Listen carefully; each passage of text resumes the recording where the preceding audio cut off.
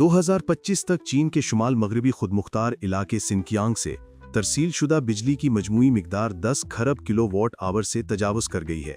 सिनकियांग अब चीन के 22 सूबों को बिजली फराहम कर रहा है, जिसमें से 29.6% बिजली सूरज की रोशनी और हवा जैसे नई तवानाई के जराये से हासिल की जा रही है।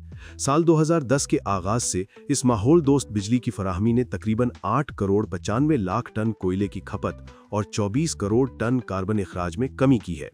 सिनकियांग नई तवानाई के आलात की तैयारी के शोबे को तेजी से फरोग दे रहा है। इसके साथ साथ ये चीन की हवा से बिजली बनाने की सनत का एक अहम मरकज भी बन रहा है।